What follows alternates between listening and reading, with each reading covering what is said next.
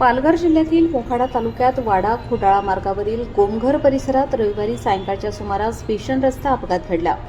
दोन मोटारसायकलींची समोरासमोर जोरदार धडक झाल्याने परिसरात एकच खळबळ उडाली। या अपघातात दोघांचा जागीच मृत्यू झाला असून आणखी दोघे जण गंभीर जखमी झाले आहेत। मिळालेल्या माहितीनुसार अनिल यशवंत सौरा राहणार बोट्याचीवाडी तालुका मोखाडा हे आपल्या मोटारसायकलवरून जात असताना समोरून येणाऱ्या दुसऱ्या मोटारसायकलची जोरदार धडक झाली। दुसऱ्या मोटारसायकलवर लक्ष्मण अशोक गांगड, दिलीप गांगड आणि देविदास गांगड सर्व राहणार विहीगाव हे तिघे जण वाडा येथे जात होते। धडक इतकी भीषण होती की दोन्ही मोटारसायकलींचे मोठे नुकसान झाले आणि चारही जण गंभीर जखमी झाले। अपघातानंतर स्थानिक नागरिकांनी तातडीने घटनास्थळी धाव घेत जखमींना मदत केली। रुग्णवाहिकेच्या सहाय्याने सर्वांना खोडाळा उपजिल्हा रुग्णालयात दाखल करण्यात आले। मात्र डॉक्टरांनी अनिल यशवंत सौरा आणि लक्ष्मण अशोक गांगड यांना तपासणीनंतर मृत घोषित केले।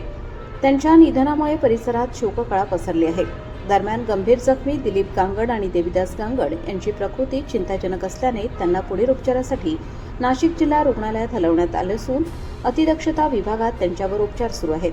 घटनेची माहिती मिळताच खोडाळा पोलीस ठाण्याचे अधिकारी व कर्मचारी घटनास्थळी दाखल झाले।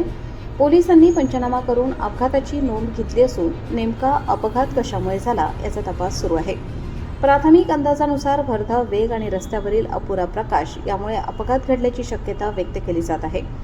या दुर्दैवी घटनेमुळे गोमघर, विहीगाव आणि बोटेचीवाडी परिसरात हळहळ व्यक्त होत असून मृतांच्या कुटुंबियांवर दुःखाचा डोंगर कोसळला आहे।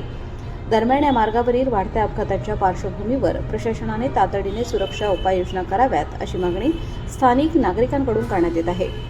प्रतिनिधी प्रवीण कदम, प्रबंधभूमी न्यूज।